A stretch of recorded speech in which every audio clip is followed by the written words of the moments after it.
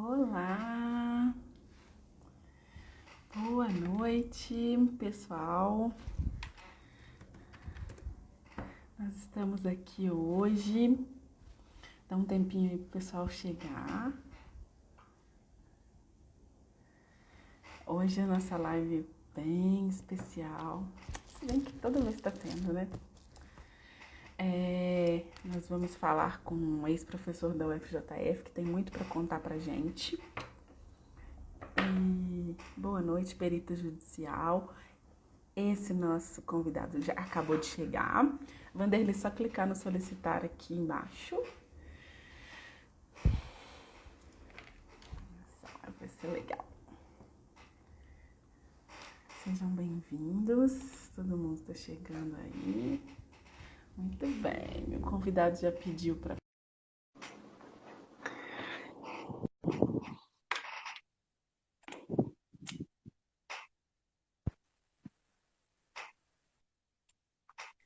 Olá! Boa noite! Bom, estou às suas Tudo ordens. bem, Vanderlei? Boa noite, seja bem-vindo à nossa página. Ó, tem fã seu de Tudo bem? carteirinha aí entrando já na live.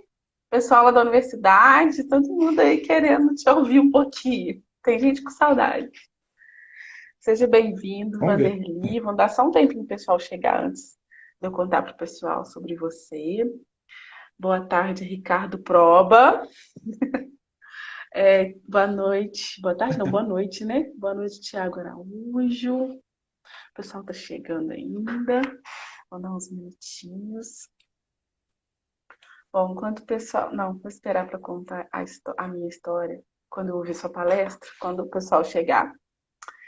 E a gente quer muito agradecer. Hoje você fez muitas lives, né, Vanderlei? Você me comentou comigo que estava com a agenda cheia. Isso. Aham. Eu estou aqui tentando colocar, porque está uma chuva e está fazendo barulho lá em cima. Aí eu estou tentando ver se o meu suporte não tem espaço embaixo. Então eu vou ver se eu arrumo um outro jeito aqui. Tá, vai se ajeitando aí enquanto o pessoal está chegando.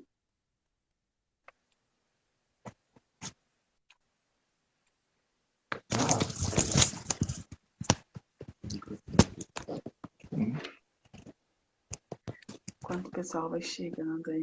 Boa noite, o pessoal tá chegando. Arrumei um jeito aqui. Ah, Deu uma improvisada aqui. dinheiro dá um jeito, gente. Eu sabia É que. a nossa função no É, mundo, eu dar não um jeito. sabia, eu não sabia que via computador. Aliás, eu não lembrava que via computador não tem como você é, interagir via Instagram, só via celular. Aí meu filho que me lembrou aqui. Meu filho é o Ah, Ricardo você Proba. tá com a sua assessora aí. Entendi. Muito bom. Claro, claro. Muito bem. Boa noite, Que Ricardo. eu faço essas lives aí, mas é no Zoom, no Meet, no Teams. Então lá já estou acostumado, agora aqui não. Pessoal, então vamos começar. Antes de eu pedir para o Vanderlei se apresentar, eu vou contar para vocês a minha história, assim, porque eu convidei ele.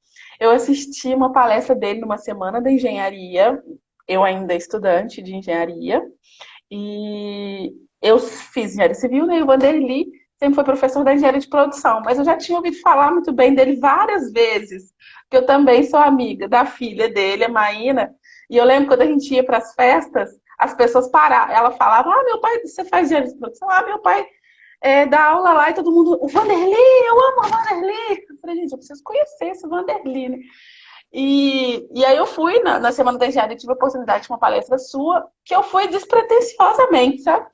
Foi assim, só para ver, ah, não vou formar antes de ver o pai da Maína. Pensei assim, sinceramente. E aí fui lá assistir, e a palestra era sobre a faculdade de engenharia, sobre estatística sobre a faculdade, sobre o índice de desistência dos alunos. Na época, eu nunca vou esquecer esse número, eu não sei se é o mesmo, mas na época você disse que dos inscritos, apenas 40% se forma. Na época você disse isso lá, mostrou os dados. E eu comecei a me interessar pela palestra e falei, poxa, eu sou uma privilegiada, porque eu vou arrastando, mas eu vou formar.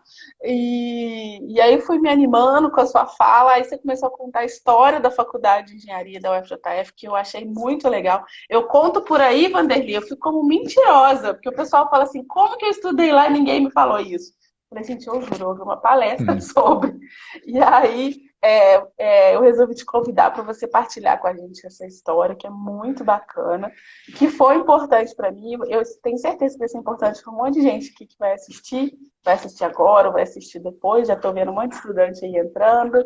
Boa noite, Diana. Boa noite, Studio Movie. E então foi uma palestra muito importante para mim. E hoje a gente vai fazer como bate-papo. E é um prazer aí te receber. Bom, meu nome é Vanderly Fava de Oliveira. Nasci em Pedra Dourada, que era distrito da cidade da Olívia, que é Tombos, ela é de Tombos. Eu sou de Pedra Dourada, uma cidade pequena, que agora é cidade pequena. E fiz engenharia civil na UFJF, fiz mestrado e doutorado em engenharia de produção na Federal do Rio de Janeiro, depois um pós-doc em educação e engenharia na Unicamp. Eu formei em dezembro de 79, comecei a dar aula em fevereiro de 80. Eu era professor de geometria descritiva, Olha, não que sabia. com o tempo saiu dos currículos dos cursos com o advento do desenho de computador. E lá no departamento eu criei a disciplina de desenho de computador, que eu era do departamento de desenho antes de ir para a Faculdade de Engenharia para a criação do curso de Engenharia de Produção, que eu fui durante 10 anos. Aposentei em 2018, com 38 anos de casa, e continuo como professor convidado da UFJF lá no Departamento de Engenharia de Produção. Hoje eu sou presidente da ABENGE, que é a Associação Brasileira de Educação e Engenharia, e nos últimos 3 anos eu estou altamente envolvido com a elaboração das diretrizes curriculares nacionais, das novas diretrizes, que entraram em vigor no ano passado, e esse ano eu tenho me dedicado a 2019, 2020, eu tenho me dedicado, junto com as pessoas que estão implantando o curso de engenharia, as novas diretrizes curriculares de engenharia. E sexta-feira agora, sexta-feira que vem, nós vamos ter mais uma live, fizemos 5 esse período, e vamos ter o COBENGE, Congresso Brasileiro de Educação e Engenharia, de 1 a 3 de dezembro, é o primeiro congresso online, o primeiro congresso nosso é o 47º, mas é o primeiro online, onde nós vamos tratar da engenharia no pós-Covid, vamos tratar da implantação das diretrizes curriculares para a engenharia e temos certeza que os cursos de engenharia não mais serão os mesmos, não só por causa da questão da remotização do ensino, mas por causa das novas diretrizes curriculares. Bom, então eu acho que eu dei uma apresentação geral aí, não sei se é isso que vocês gostariam de saber sobre o que eu ando fazendo por aí. Eu ando fazendo outras coisas também, mas aí vamos deixar para outra ocasião. Gente, vocês viram, né? Não chamei gente pequena aqui não, hein? E eu acho mais interessante, eu nunca tinha pensado nisso, que você fez a mesma faculdade que eu. Talvez eu tivesse lembrado disso na minha palestra e me incentivar mais ainda. Na época não tinha, né? Quando você estudou, não tinha engenharia de produção. Se você ajudou a criar, né? E o mais Sim. interessante, pessoal, o Vanderly é da minha cidade, né? Eu sou de Tombos, é uma cidade que atualmente está com 9.000 habitantes. Então é bem pequenininha. Tem o Tombense Futebol Isso, Clube, lá tem o Tombense Futebol vice-campeão Clube. mineiro. Isso, agora a gente está importante. E é uma cidade muito pequena, né? Então, todos nós tínhamos um ritual, né? Que a gente conseguia sair da cidade para estudar fora, né? E tem pouco tempo para voltar lá na terrinha, né? E aí tem gente aqui de Tombos mandando beijo. A Maíra Kaiser. Nossa, a Olivia foi minha vizinha em Tombos. Vanderly, meu primo, que além de engenharia, é um PhD em história da minha família. Escreveu a Maíra aqui. E aí, pessoal, Maíra é médica. gente, o Vanderly, o meu pai contou que quando o Vanderly, meu pai regula a idade com o Vanderly e a esposa, né? Quando o Vanderly foi para outra cidade estudar, foi na época, pouquíssimas pessoas tinham oportunidade, né, de poder ir para estudar e tal, engenharia, então todo mundo já achou o máximo. E o Vanderlei foi estudar, e quando ele voltou em Tombos, ainda estudante, ele se casou com a moça mais bonita da época. Meu pai sempre fala isso. Então todo mundo ficou. O Vanderlei foi para lá, fez engenharia, voltou e casou com a Fátima, a mais bonita. E eles têm 4 filhos lindos. São 4, né, Vanderlei? Isso, e uma netinha agora, né? Isso. E aí, olha só como o mundo gira, hein? Meu pai, então, ficou sabendo de um cara que foi fazer engenharia e que voltou e casou com a moça mais linda da cidade. E depois eu fazendo faculdade, consegui aí mais um oxigênio aí para terminar a faculdade ouvindo a palestra desse mesmo cara. Olha que bacana. Legal, né? Bom, então já estou deixando o pessoal curioso já para saber o que eu ouvi nessa palestra, né? Então já vou começar com essa pergunta, Vanderlei. Conta pra gente um pouco da história da Faculdade de Engenharia da UFJF, né? Eu já vi você contando e achei muito interessante. E já falei aqui, né, que um monte de gente que eu conto não acredita nessa história, porque nunca ouviram falar. Então, vou deixar aqui registrado com você contando. Geralmente, eu escrevi um livro sobre a história da engenharia baseado em outros autores. Esse livro está publicado, foi publicado pelo INEP e pelo Confer. Nós juntamos 65 professores e escrevemos 11 livros. Dentre eles tinha engenharia geral, tinha engenharia civil, engenharia mecânica, todas as engenharias. Esse livro está na página da Benji. Esses 11 volumes, aliás, estão lá à disposição, não paga nada para ver. E, com isso, eu fiz meu doutorado em educação e engenharia. Embora eu tenha feito na engenharia de produção, permitia que também se fizesse educação e engenharia. Aí eu estudei toda a história da engenharia e, claro, fui estudar a história da minha escola e, em especial, a engenharia de produção. Então, quando eu faço a apresentação, que eu conto a história, eu sempre levo elementos da escola de engenharia. É claro que não dá para contar toda a história aqui, são muitos detalhes. Não vai dar para contar todas as brigas, todas as confusões, mas algumas eu até conto, né? Mas a história mais atual, ela foi reelaborada por uma mestranda orientanda do Marcos Borges, do meu amigo Marcos Borges, que hoje é diretor da Faculdade de Engenharia. E a história começa na Academia de Comércio, que criou o Instituto Politécnico. Esse Instituto Politécnico, ele formava um engenheiro de obras, que Juiz de Fora, em 1909, era a Manchester Mineira, tinha criado a primeira usina hidrelétrica da América do Sul para iluminação pública. Então era um centro pujante. Tinha uma das mais modernas histórias do Brasil, que era uma das mais modernas estradas de rodagem do Brasil, que era a União Indústria, que hoje é a 040, e que tinha um calçamento ultramoderno que chamava macadame, que eram pedras, e o nome se dá ao engenheiro que fez a estrada, que era o McAdams. Aí o pessoal, que estrada é essa? É a do macadame. Olha, eu não do sabia McAdams, dessa do engenheiro história. McAdams. O macadame ainda existe em algumas ruas mais afastadas de Juiz de Fora. Que são aquelas pedras pequenas que eles fazem um leito onde você, para andar descalço, você vai arrebentar o pé todo. Não é uma estrada lisa. Também não tem como deslizar, não derrapa, né? Mas então, em 1909, foi criado o Instituto Politécnico na Academia. Esse Instituto Politécnico é porque a Academia de Comércio era um colégio importantíssimo no Brasil, né? E que tinha já laboratórios avançados de física, de química e até mesmo de topografia, onde alunos da UFRJ, de vez em quando, vinham fazer excursão para fazer visita técnica a esses laboratórios modernos. Bom, essa escola funcionou muito bem até 1913. Em 1913, tinha dinheiro para comprar equipamentos modernos, já estava reservado. Aí faleceu um padre, o reitor da academia, pegou o dinheiro e, ao invés de comprar um laboratório, foi construir um mausoléu para o padre.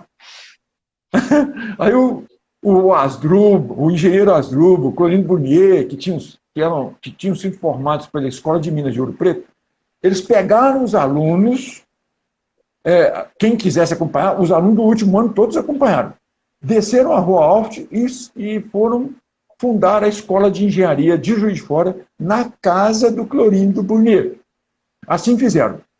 Em 1913, em 1914, no dia 17 de agosto, eles conseguiram registrar a Escola de Engenharia de Juiz de Fora e, em 4 de outubro, formou a primeira turma.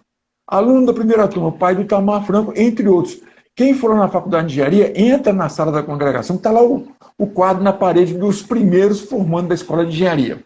Bom, e os alunos que eram do Colégio Politécnico foram migrando para a Escola de Engenharia. Até que, em 1917, os últimos que estavam na academia, no Instituto Politécnico, foram para essa escola. Então, eu digo que a origem da engenharia em Juiz de Fora não é a Escola de Engenharia como sendo 1914, é de 1909, que os professores da Escola de Engenharia e os alunos também foram oriundos dessa escola, tal como aconteceu com a primeira Escola de Engenharia do Brasil. Até há pouco tempo acreditava-se que a primeira Escola de Engenharia do Brasil era a Escola de 1910, a Escola Politécnica de 1910. Depois o professor, chama professor Pardal, ele descobriu uns documentos que provavam que essa escola politécnica ela foi criada com a transferência dos alunos da Real Academia de Fortificação e Desenho, que tinha sido criada em 1792, lá no Calabouço. Então, eles fizeram um prédio novo e transferiram esses alunos. Então aí recuou-se a história da fundação da primeira Escola de Engenharia do Brasil, 1792. Então, a fundação da Escola de Engenharia de Juiz de Fora dessa Escola de Engenharia que hoje nós frequentamos, é de 1909. Criada antes de Belo Horizonte, inclusive, antes de Itajubá. Então, ela foi a segunda escola de Minas Gerais. A primeira escola criada numa cidade do interior. Então, grandes vantagens aqui, grande repositório que se tem aqui em termos de criação. Bom, a escola, é claro, foi crescendo, criou o Partec, Parque Tecnológico, que quase que sustentava a escola. Esse Partec, ultimamente funcionava onde hoje é o Colégio de Aplicação João 23, aquele prédio que fica lá debaixo do morro. Para ali transferiu a Escola de Engenharia em 1960. Ali existia o Partec e ele fabricava cerca de 500 e tantos itens de precisão. Balancinhas de precisão do Brasil inteiro eram fabricadas ali. Até que na década de 50 entrou em decadência e começaram a aparecer equipamentos mais modernos. Mas até 1960 ainda tinha fabricação lá. Quando eu entrei na Escola de Engenharia, em 1970, ele ainda funcionava, mas só que bastante reduzido, né? E fechou de vez em 1970. Hoje é um museu da Escola de Engenharia também funcionando lá. Então vale a pena também visitar o museu, porque tem muita história da nossa escola, né? Ela me parece que foi a 8ª Escola de Engenharia do Brasil.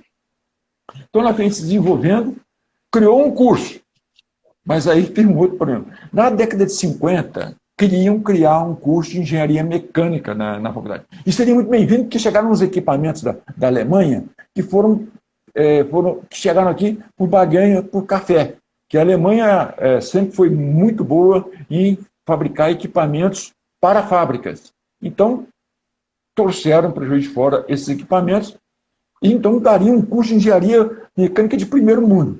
Mas só que aí teve a turma do contra. Essa turma do contra deixou herança até agora aqui, no meados de 2000. Parece que enterraram a cabeça de burro na faculdade de engenharia, que não deixou criar mais curso nenhum. Tinha curso de engenharia, o curso de engenharia elétrica não foi um curso novo, não, que antes era civil e eletrotécnico. Como todos os cursos de engenharia civil e eletrotécnica do Brasil dividiram em curso de engenharia elétrica e curso de engenharia civil, aqui também seguiu o mesmo rumo. O primeiro curso de engenharia, depois desses, foi o nosso, de engenharia de produção, que, na verdade, foi criado no ICE. E se a faculdade de engenharia não tivesse cedido, ele estaria funcionando no ICE. Aí depois, como reúne, criou outros, né? Computacional, ambiental, Hoje tem 10 cursos com a elétrica tendo se desdobrado em várias habilitações.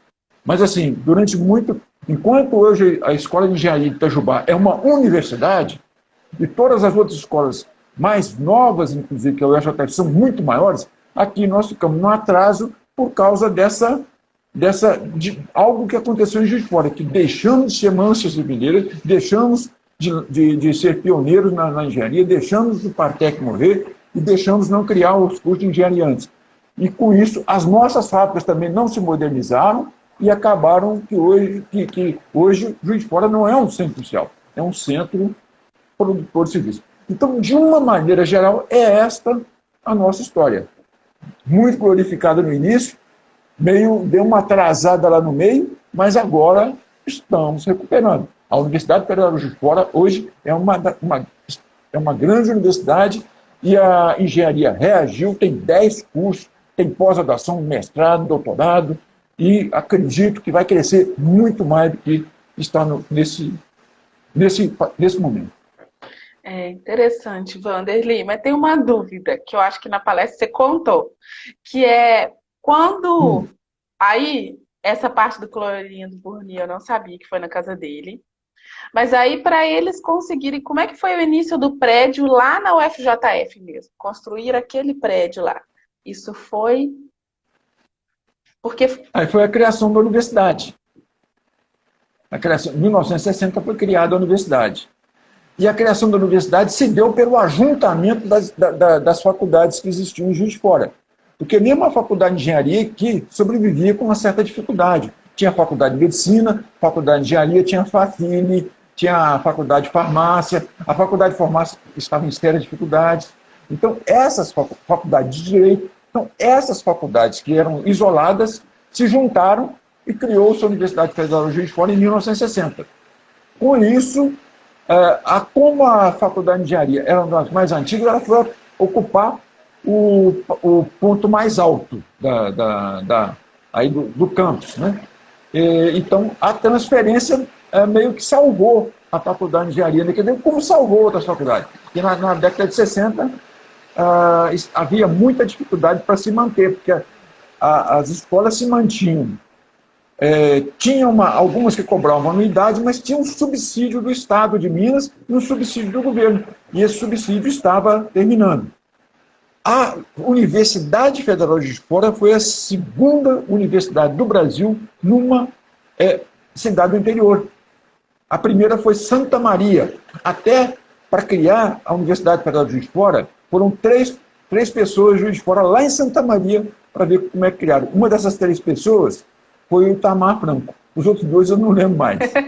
O Itamar Franco, toda vez que ele ia fazer uma palestra, ele mostrava, aqui está o comprovante de que eu fui um dos 3 que foi lá em Santa Maria da Boca do Monte, lá no interior do Rio Grande do Sul, para trazer os elementos para criar, para consolidarmos a criação da faculdade. Aí construíram um campus, e eu não tenho a data exata em que transferiu-os para lá. Mas quando eu estudei na faculdade, na engenharia, os laboratórios de engenharia ainda eram todos ali no João 23. Ainda não tinham sido transferidos os laboratórios. Depois que eles foram transferidos para onde hoje existem aqueles galpões. Então foi para lá e foram transferidos os laboratórios. Mas bem depois. Eu estudei lá e foi na década de 80 que transferiram os laboratórios lá para a faculdade. Bacana. Gente, quanta história, né? Eu adoro essa história aí. É bom que agora já fica gravado. Você falou nos números, até meados da década de 90, no Brasil nós não tínhamos nem 500 cursos de engenharia. Sabe quantos nós temos hoje? Mais de 6 mil cursos de engenharia. Naquela época tinha 100 e poucas instituições que tinham curso de engenharia. Hoje tem 1.100 e tantas instituições que têm curso de engenharias. Então cresceu muito. Agora, cresceu no setor particular. Hoje, 72% dos cursos de engenharia estão no setor particular. Que é o contrário dos países envolvidos. Nos países envolvidos, a maioria dos cursos de engenharia estão no setor público. Por que no setor? Paga-se anuidade. Mas estão no setor... Por quê? Porque curso de engenharia é caro. Né? Quanto é que custa um curso de medicina particular? tem uns aí que cobra 14 mil por mês. Um curso de engenharia, um bom curso de engenharia deveria custar aí de 7, 8 mil por mês. Então, daí a gente vê que para o Brasil se desenvolver tecnologicamente, tem que investir na formação de engenharia e tem que subsidiar. Os Estados Unidos, nós fomos lá 3 vezes agora para poder trabalhar com as DCNs e visitamos as principais escolas. Cerca de 80% do dinheiro que entra nas escolas de engenharia vem do setor público. O único país desenvolvido onde a maioria dos cursos de engenharia são privados é no Japão. Mas 76% das verbas que custeiam o curso de engenharia são públicos, porque engenharia é caro, não é caro. É um investimento com retorno garantido. Porque um país, para se desenvolver, ele tem que se desenvolver tecnologicamente. Não dá para nós... Eu vejo todo dia descer um monte de trem, passando um monte de trem aqui, a gente pode carregar de minério, sendo que cada comboio dele com 70, 80 vagão de minério, vão trazer depois uma van pela metade com equipamentos equivalentes àquele minério que foi para lá. Então, nós estamos na contramão. Somos um país de commodities, não somos industrializados, e somos um país que exporta minério e importa produto feito com esse minério. Estamos na contramão. E só tem um jeito, é desenvolver tecnologicamente. Como é que se desenvolve tecnologicamente? Como é que se desenvolve tecnologicamente? Formando mais e melhores engenheiros. Como é que se forma? Subsidiando as escolas, ou então aumentando o número de cursos de instituições públicas de engenharia. O Tiago Araújo está dando um retorno aqui para a gente. Ele falou que os cursos de engenharia das particulares são realmente diferentes. Comentou aqui. É só olhar o resultado do ENAD. Olha o resultado do ENAD. A galera saiu agora. Você vai ver exatamente. Agora, não vamos culpar as particulares, não, porque apenas anuidade, não sustenta curso de engenharia bom em nenhuma parte do mundo. Não há no mundo nenhum curso de engenharia bom sustentado apenas com anuidade. E aqui no Brasil querem sustentar bons cursos de engenharia por anuidade. Não dá. Gente. A universidade não consegue manter aqueles laboratórios, não. Você vê as privadas, as PUCs, Pontifícia Universidade Católica, elas são semipúblicas, elas são inclusive isentas de imposto. Elas estão passando um perrengue danado agora com essa crise, né? E com a concorrência predatória das particulares, de particulares que são financiados inclusive no capital externo, né? A boa parte das universidades brasileiras estão sendo compradas por grupos externos, porque os grupos internos estão quebrando. Verdade. A realidade também. Bom, nessa mesma palestra que eu te falei, que você deu lá na Faculdade de Engenharia, você falou da evasão na sua faculdade de engenharia, a porcentagem de alunos que desistem do curso. Como eu comentei, né, na época, tem muitos anos, né, eu formei tem quase 6 anos, e eu estava no meio da faculdade. Você comentou que parece que 40% dos alunos desistiam do curso. E aí eu queria... E foi importante para mim ouvir isso. Nossa, nunca vou esquecer, tá? Pode saber que você tocou o coração de alguém. E queria saber como é que está essa porcentagem hoje, que estatísticas vocês do COBENG têm a respeito.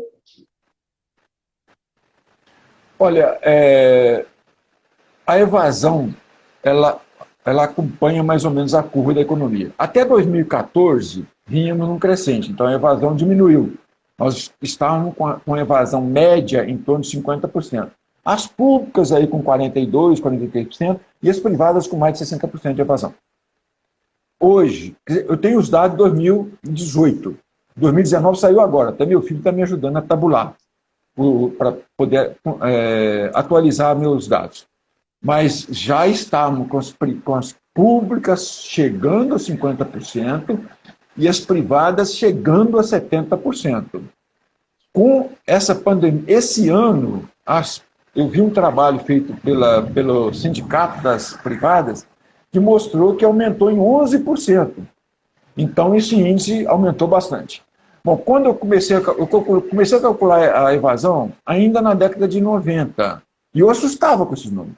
Depois, a partir de 2003, eu passei a ser também avaliador de curso de engenharia pelo INEP. Então, eu tinha a oportunidade de visitar o curso de engenharia no Brasil inteiro. Então, eu comecei a observar que, realmente, você chegava no primeiro período, tinha lá 100 alunos. As turmas do segundo período tinha 30, 40. Aí eu peguei a UFJF. Na UFJF, com duas bolsistas, nós pegamos nome a nome, de 1973 até 2004. Olha só, nome por nome. 42% dos nomes matriculados não se formaram na faculdade de engenharia, que tinha elétrica e civil. Então, aí eu comecei a relaxar. E conversando, olhando a evasão no mundo também, não é muito diferente, tá? Não é muito diferente. Então, há um problema sério que nós temos que tentar resolvê-lo, porque se um dia alguém quis fazer um curso de engenharia, poxa, ele desiste por algum motivo, são diversos motivos. Você imagina só, você passa no vestibular de engenharia. Primeira coisa que acontece com você quando você vai para a faculdade: trote. Vai morrer, calouro. Então, muitos passam 2 semanas antes de aparecer lá. A mídia fica doida para ver sangue. O trote está proibido da faculdade, mas a turma faz aqui fora. Aí você, depois de 2 semanas, aparece lá. Aula, 100 e tantos alunos. Né? E o professor que taca cálculo, física, computação, algoritmo, trem todo lá. Primeira prova. 2. Você, que sempre tirou 85, 90 lá no seu colégio, leva uma traulitada. Nossa, aí já começa. Você está contando a minha história. Aí, passou o primeiro, você já está com vontade de desistir. Aí você olha o seu colega dos outros cursos, fim de semana eles estão lá tomando Guaraná, indo para festa, não sei o quê, e você estudando, virando noite. Mas peraí, isso aqui é tortura, que diabo é isso? Vem a segunda prova. Ainda se você faz a segunda prova, você já entra no estado terminal de primeiro período. Pega os calouros aí, tira a fotografia deles no primeiro dia, tudo alegrinho, tudo empinadinho. Nos últimos dias, está sujo, despenteado. Se mora em república, já está cheio de rato, barata lá dentro. E ele está acabado, magrelo, chega em casa para visitar os pais nas férias. Cadê meu filho? Cadê minha filha? Então, o fator, o trote, ele nunca tirou nota baixa e depois ele nunca viu falar nesse trem chamado reprovação. A evasão acontece no primeiro período e no segundo período. Depois ela cai aí para 5%. Mas a dificuldade está no primeiro período. Tanto é que nós colocamos nas diretrizes atuais que deve-se ter um acolhimento. O acolhimento em termos de nivelamento, sim. Mas aí o nivelamento já deve ser com metodologias ativas, não com metodologia tradicional, onde o professor... A metodologia tradicional parece um curso à distância. O professor está lá na frente, você está vendo ele, você está no fundo, mas o que ele está falando está distante do que você pode imaginar que seja alguma coisa plausível de entendimento. Aquela correria de física, correria de matemática, né? O negócio já chama matemática, já te dá uma assustada logo de cá. Mas então, esses fatores hoje, eles podem ser combatidos com o acolhimento de nivelamento, o acolhimento psicopedagógico. Eu juro, a maioria dos alunos chegam na escola de engenharia sem saber estudar. Sem saber estudar. Você pode... fulano é muito inteligente, ele estudou 2 horas, aprendeu, estudou o dia inteiro, não aprendeu. Não é que ele é inteligente. Não existe inteligente e burro. Existe quem tem uma metodologia de estudo e quem não tem uma metodologia de estudo. Né? Quantas vezes você já se pegou olhando para o livro de cálculo, para o seu caderno lá, mas pensando lá longe? E aí você adquirir a capacidade de concentração. Olha, eu vi isso, eu sou avaliador do sistema Arcosul também. Eu vi sistema de acolhimento funcionando muito bem na Universidade Rosário, que é uma das melhores da Argentina, e na Católica de Assunção. Legal o sistema de acolhimento deles. Né? O aluno entra e fica 1 ano se preparando. Então, e tem o acolhimento também chamado de social. Você no seu colégio, onde você fez o terceiro ano, o que acontecia? Você era vigiado o tempo todo. Qualquer coisinha chamava o papai e mamãe e te esculachava, né? Aí você descobre que você pode entrar e sair da sala de aula a hora que você quer. Se você for ou não for aula, ninguém vai te encher o saco, né? Se você você está longe dos pais, boa parte está longe dos pais. E tem vamos tomar Guaraná hoje, segunda-feira. Terça-feira, vamos tomar Guaraná de novo. Aí quando chega, aí você vai na aula quarta-feira, né? Se teve uma terça produtiva, a sua quarta vai ser improdutiva. Quinta-feira já é fim de semana, aí você entra nos Guaraná de novo, e festa daqui, festa ali. Vou estudar na véspera da prova. Aí já não dá conta mais. Então, tem essa questão do estudante não saber estudar. E tem aquele caso também, isso foi, os caras lá da Argentina, os caras do Paraguai mostraram para a gente que muitas vezes o estudante vindo do interior, ele tem uma dificuldade de adaptação. O que acontece na casa dele? Ele acha que a roupa dele aparece do nada, lavadinha, arrumadinha no guarda-roupa, e a cama está sempre acertadinha. Ele não tem a menor ideia como é que acontece. Abre a geladeira, ele não tem a menor ideia que aquele leite que está dentro da caixinha saiu de um animal lá. Verdade. E tem até uns negócios aí no Facebook que não é a vaca que dá. Você tem que tirar dela, tomar o leite do bezerro dela. Né? E muitas outras coisas. Então, isso é um choque para o cara de 17, 18 anos. Né? Então, tem uma série de fatores que dá para consertar.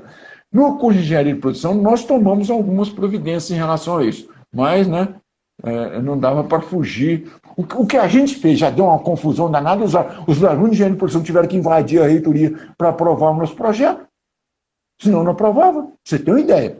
E era na reitorada Margarida, hein? Né? Mas não foi a Margarida, não. Era a tradição da universidade que quer assim. Isso aqui é redondo, não, mas aqui é quadrado, então tem que botar aqui dentro.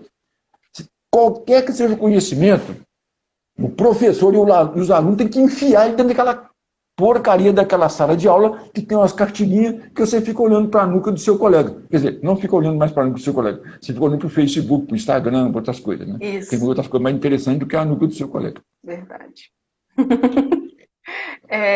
Então, os ambientes de aprendizagem da universidade não são adequados ao que se tem que aprender hoje. Pode ter sido legal até metade do século passado, mas hoje estão totalmente defasados e obsoletos. Se for no Procon, tira as carteiradas tudo para fora e bota ambiente de aprendizagem.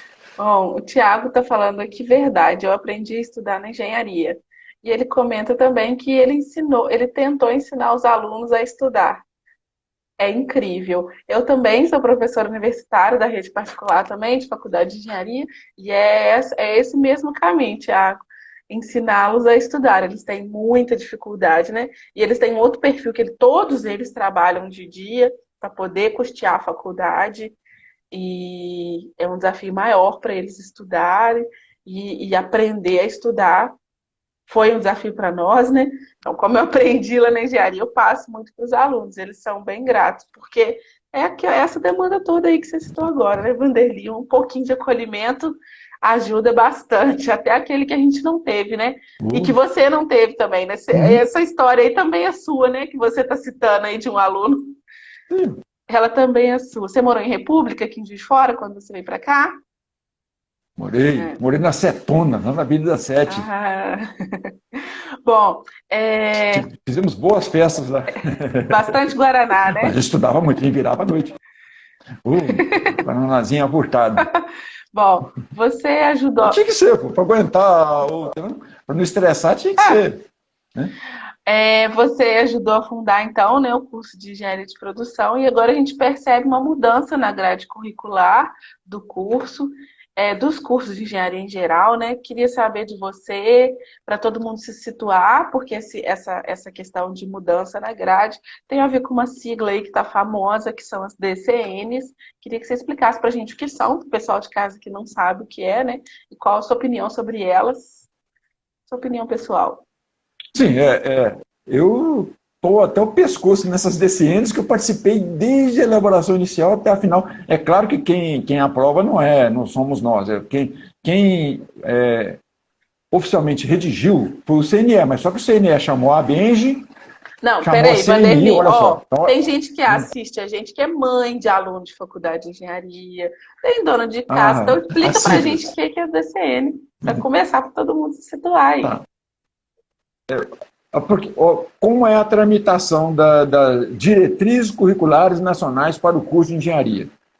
Essas diretrizes dizem como devem ser os principais parâmetros para que um curso de engenharia funcione. Descarga horária, não é nada de fazer currículo padrão, mas tem os parâmetros mínimos. Né? Quem elabora essas diretrizes, oficialmente, é o CNE, Conselho Nacional de Educação. O Conselho Nacional de Educação, o que fez? Convidou a ABENGE, que é a Associação Brasileira de Educação e Engenharia, da qual eu sou presidente, convidou o CONFEA, que é o Conselho Federal de Engenharia e Agronomia, que é aquele que, para você trabalhar, você, ao formar, leva o seu diploma lá, e aí eles vão te dar a habilitação profissional dizendo o que profissionalmente você pode fazer. E convidou também a Confederação Nacional da Indústria, que é o maior empregador de engenheiro do Brasil. Então estava ali a BENJ representando o setor educacional, o CONFEA o setor profissional e a CNI o setor que mais gera empregos na área de engenharia. Nós fizemos aí uma comissão, depois o CONFEA acabou não participando muito, porque estava em minha eleição. Mas aí a CNI e a BENJ se reuniam todo mês, nós elaboramos uma proposta, entregamos para o CNE abriu consulta pública para que aquela proposta fosse aprimorada, e foi muito interessante que depois juntamos tudo, e uma comissão de 6 pessoas, dentre as quais eu estava entre essas 6 pessoas, entre 17 de dezembro e 8 de janeiro, nós fizemos a redação final. Então, Natal, Ano Novo nosso Nossa, foi não teve. uma tragada de um Guaraná e teclando lá as propostas. Mas, assim, foi homologada, foi aprovada no CNE e levada a um ministro que no dia 23 de abril a homologou, quer dizer, ele assinou e foi publicado no dia 24, então ela está valendo desde o dia 24 de abril de 2019. Qual a principal mudança? Desde que foi criado o primeiro curso de engenharia no mundo, 1747, na École de Pont-Chaussée, na França, era o curso de tipo engenharia civil, que, se você olhar, as matrizes curriculares são praticamente iguais. Nós publicamos um livro e eu escrevi um capítulo mostrando todas as matrizes curriculares desde 1792 até a atual. São muito parecidas. O mundo mudou muito, mas os cursos de engenharia não mudaram nada, não acompanhou. Então, a principal mudança que tem é o seguinte, ao invés de formar por conteúdos, o que é formar por conteúdos? Aula de cálculo sem aula de cálculo, calcular, fazer conta. Enquanto o que se quer hoje é que você aprenda a calcular alguma coisa. Então aí já vem a formação de competência. O que é formação tradicional? É você saber. Aí o aluno fica perguntando, mas por que eu tenho que saber isso? Não, porque o engenheiro tem que saber isso. Por que eu tenho que saber uma série de Fourier? Não, porque o engenheiro tem que saber série de Fourier. Por que eu tenho que saber transformar Laplace? Porque o aluno fica doido com isso. Aí, ao invés do aluno estudar para aprender, ele estuda para passar. Ele não estuda para aprender. Se ele estudasse para aprender, o ICE dava para fazer em 1 ano. Ainda sobrava tempo. Em 1 ano. É o que acontece nos cursos modernos lá de fora que nós visitamos. Essa tranqueira toda que se leva 2 anos, não é porque ele leva 2 anos, não. É porque o aluno está mais estudando para passar do que para aprender. Agora, se eu for aprender cálculo, calculando uma estrutura, por exemplo, no caso da civil, ou calculando circuitos elétricos, né? Aí nos circuitos elétricos vou usar a transformadora Laplace. Ou dispositivos de mecânica, ou fazendo relatórios ambientais, pesquisa operacional na engenharia de produção, aí eu ia aprender, porque eu vejo utilidade de cara. E aprenderia física também. Então, aprender por competência é você saber o que fazer com aquilo que você está aprendendo. E com mais, aí você também tem que desenvolver a habilidade. Qual é a habilidade? A habilidade de aplicar. E também com o atitudinal, atitude. Eu tenho que saber negociar, eu tenho que saber conversar, eu tenho que saber a cadeia produtiva, eu tenho que saber toda a parte de ciclo de vida para poder entender qual a repercussão daquele cálculo que eu fiz. Senão eu calculo um prédio, ele cai. E aí? Não, eu tenho que calcular, eu tenho que prestar atenção de quem vai usar aquilo. Então, por competência, os cursos mais modernos do mundo estão por competência. Por exemplo, o All in College que nós entramos lá, qualquer um aqui que for lá, vai chegar, mas isso aqui não é escola de engenharia, não. Porque é completamente diferente. Então, se ele for assistir aquilo que a gente chamaria de aula, ele não vai entender nada. Porque os alunos estão lá, num ambiente onde tem. Aqui, como é que vocês explicam? Eu faço física teórica aqui na sala de aula. E a física prática lá no laboratório. E não vejo muita ligação entre uma coisa e outra. Eu sempre achei isso nada Quer dizer, isso é um sistema jaquiano. Esquartejou a física, como esquarteja também o mecânica dos sólidos e muitos outros aí. Se esquartejar o conhecimento. Quer dizer, não só é conteúdo disso, mas como rachou o diabo do conteúdo. Então, com isso, não se vai para. Pode até ter dado resultado até meados do século passado. Mas hoje isso não forma nem. Não interessa para a empresa o que você sabe. O que interessa para a empresa é o que você sabe fazer com o que aprendeu. A palavra de ordem da CNI é o seguinte: nós queremos engenheiro inovador. E o que é um engenheiro inovador? É aquele que sabe fazer além do que lá está pronto. Para que ele vai te contratar para repor? Quando, hoje, uma empresa moderna contrata um engenheiro para quê? Para que você vá lá para a empresa, gere recursos para pagar o teu salário e de mais uma meia dúzia de uns 40 ou 50. Essa é a ideia. Outra coisa, nós colocamos nas diretrizes que nós temos que formar o perfil empreendedor e o perfil inovador. Por que o perfil empreendedor? Ah, mas eu não quero abrir uma empresa. Muito bem. Mas onde é que o engenheiro arruma emprego?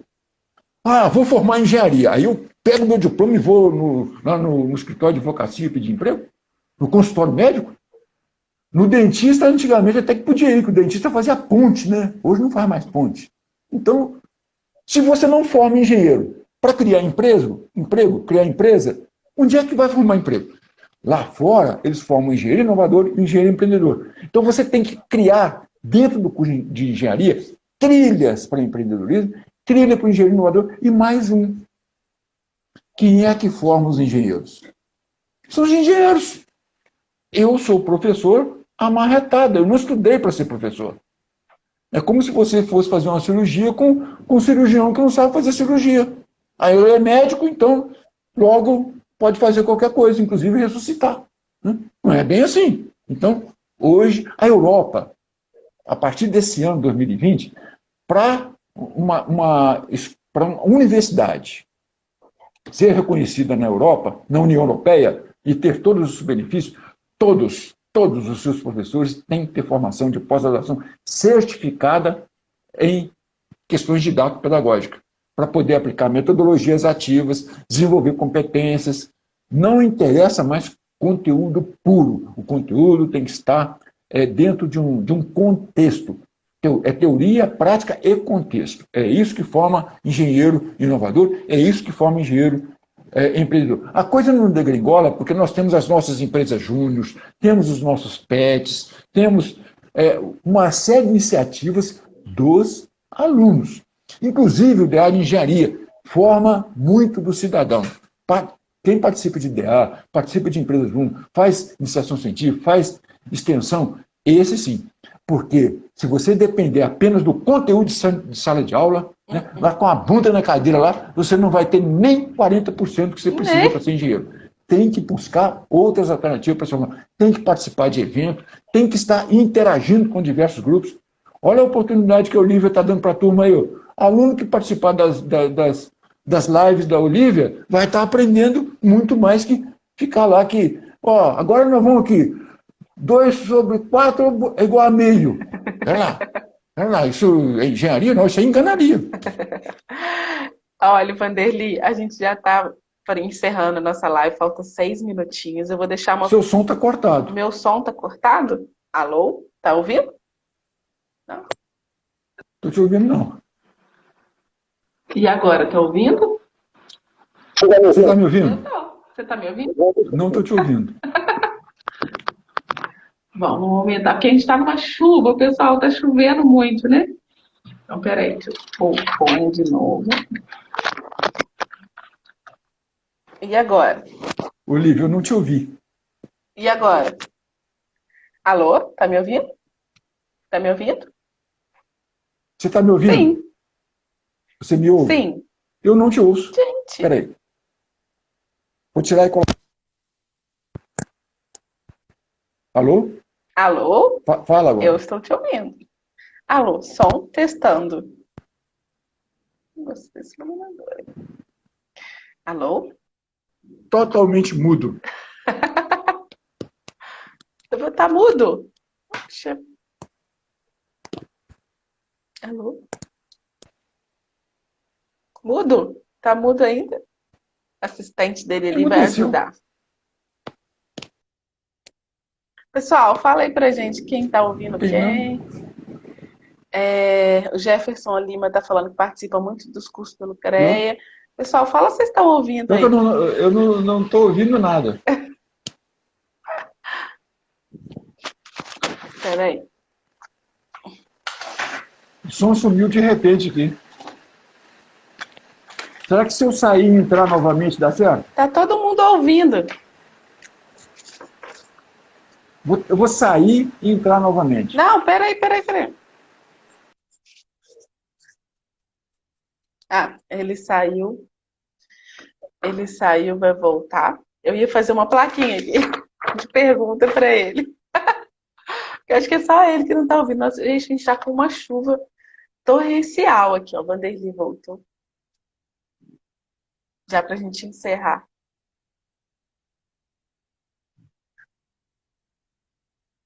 Vou fazer só mais uma pergunta. Oi, Ah, agora eu estou Vanderlei. ouvindo.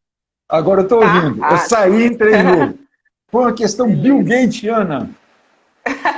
Vanderlei, a gente só tem 4 minutinhos antes de encerrar, porque o Instagram vai cortar a gente. E eu queria deixar uma última pergunta. Você, como professor já aposentado, a vovô da Alice, recebeu uma homenagem super bacana, né, no seu último dia na universidade, merecida.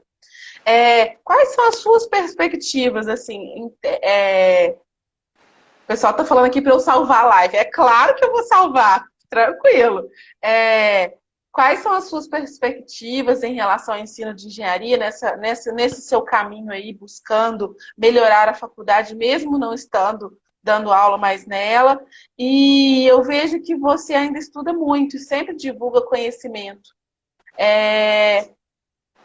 Como que tá a engenharia na sua vida? Porque você aposentou, mas ela continua na sua vida. Eu acho bonito isso. Quero isso para mim também. Então, queria que você contasse aí pra gente já no encerramento. A gente tem 3 minutinhos. Eu E continuo agradecer trabalhando com também sua educação. presença. Continuo trabalhando com educação e engenharia, tudo que se relaciona à formação em engenharia, eu continuo estudando. Agora, eu digo o seguinte: o engenheiro é o profissional da crise. Sabe por quê? Ele tira o S. Ele tira o S da crise.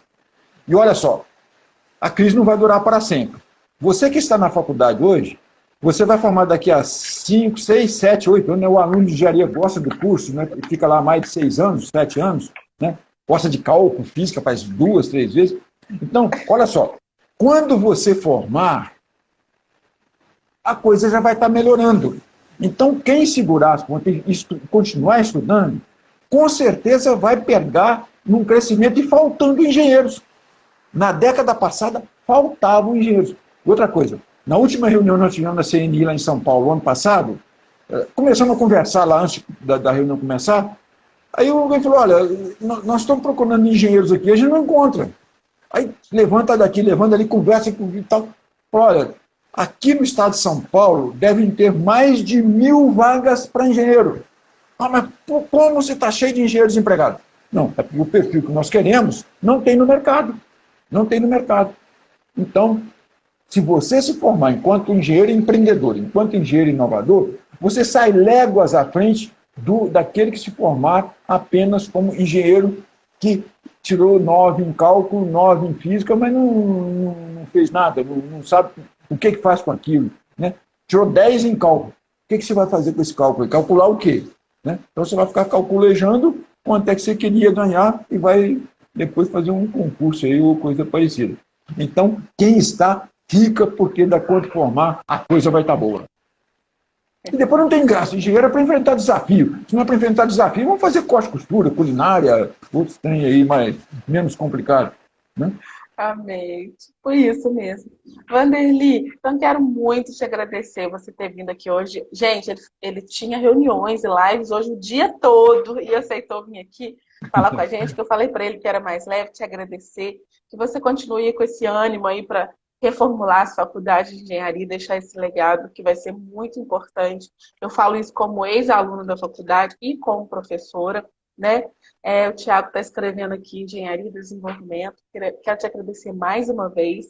Força aí nesse projeto aí, tá? De parabéns. Eu fiquei encantada até com o trabalho de vocês. Acho até deu até uma esperança aí de que os novos estudantes não vão passar o perrengue que a gente passou. Eu fico feliz. Né? Então, quero te agradecer porque o Instagram vai cortar a gente. Beijo grande para a Alice, sua netinha, para todo mundo aí de casa. O engenheiro que está te auxiliando aí a resolver esse problema do Instagram. O pessoal, Jefferson Lima, sensacional esse bate-papo, pessoal aqui só agradecendo. Então a gente quer agradecer muito, essa live vai ficar gravada. Como eu te falei, o povo assiste muito depois. E quero deixar aqui registrado a nossa honra de você vir falar com a gente, tá joia? Muito obrigado pelo convite, é sempre um prazer falar sobre engenharia, principalmente com a conterrânea, ou quase conterrânea, que eu sou da roça e você é da cidade. Lá de Eldorado. O Jefferson Lima, que também é do ramo da engenharia, colocou injeção de ânimo nessa live. Que bom, Jefferson, porque quando ele falou para mim, há muitos anos atrás, também me deu uma injeção de ânimo. Pessoal, muito obrigada. Boa noite para vocês. Boa noite, Vanderly. Boa noite, Ricardo, aí, que está na assistência técnica. Fica com Deus. Tchau, tchau. Muito obrigada, viu? Boa noite. Tchau, Boa noite. tchau.